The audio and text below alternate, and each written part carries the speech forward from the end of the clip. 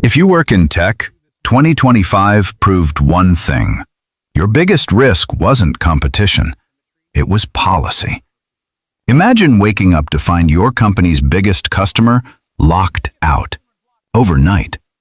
That's exactly what happened to Nvidia and the AI chain around it. The damage hit hard. Nvidia alone took a reported $5.5 billion revenue hit in one quarter when high-end AI chips like the H20 got blocked from China. Stocks plunged, supply deals froze, and the ripple effect tore through data centers, cloud giants, and AI labs. Shareholders watched valuations evaporate. Engineers and factory workers faced layoffs. AI teams at places like OpenAI suddenly paid more or waited longer for the compute power they needed. But who pocketed something from the chaos? The system itself seemed to reward the flip-flops. Here's what happened. It started in April 2025. Strict bans slammed the door on Nvidia's H20 and similar chips from AMD. China had been a massive slice of advanced chip demand. Nvidia's share there crashed from near 95% to zero in months. Orders vanished. Inventory piled up. Guidance got slashed. It looked like pure national security. Stop tech flowing to potential rivals. Fair enough on the surface. The problem is, those same rules reversed fast. By July to August 2025, exports resumed, but with a brutal catch. There was no official revenue tax, but companies like Nvidia and AMD faced massive hidden costs. To keep a foot in the door, they had to sink billions into R&D just to design downgraded chips like the H20, tailored specifically for one restricted market.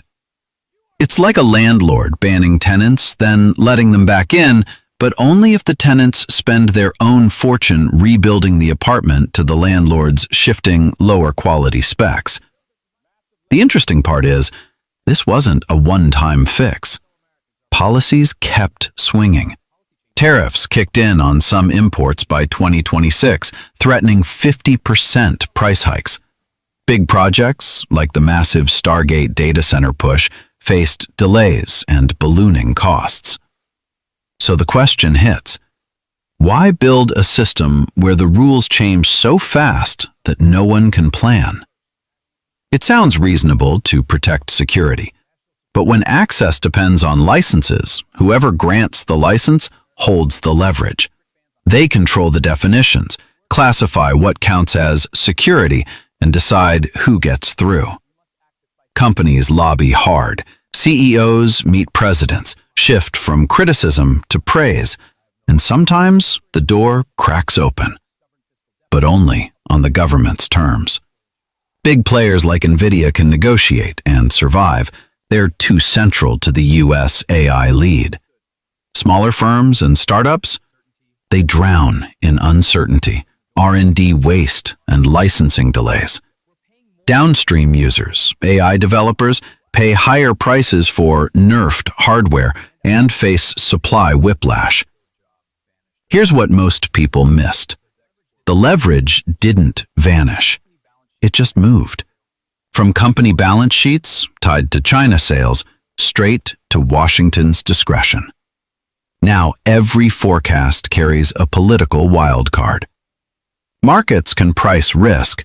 They struggle to price unpredictability. And unpredictability concentrates power in whoever controls access. It sounds like protection, but the system rewards short-term political wins, threaten bans to extract concessions, then ease for revenue or deals. Companies absorb the volatility, inventory write-downs, guidance misses, stock swings, while the state grabs the upside with zero skin in the game. The consequence lands on innovators. Unpredictable compute costs slow breakthroughs. On investors, valuations swing on policy tweets more than earnings. On the economy, Self-inflicted shortages push others toward foreign alternatives. By late 2025, even stronger chips like H200 got the green light, but with ever-tightening strings attached. Partial wins for industry, sure, but the precedent sticks. Private sales now come with a built-in policy tax. The structure rewards this behavior, not because anyone's evil, but because the incentives point that way. Threaten restriction, arrow gain leverage. Arrow force concessions. Arrow. Call it pragmatic. The rabbit hole goes deeper. Dependency on executive whim for market access isn't stability. It's baked-in uncertainty. Discipline becomes everything when policy overrides signals. In the end, the architecture outlasts any single reversal.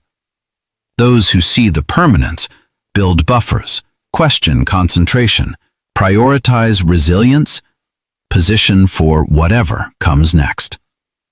The paradox remains. In trying to secure one kind of lead, did we embed a more fragile one? Stay sharp. The rules aren't settling anytime soon.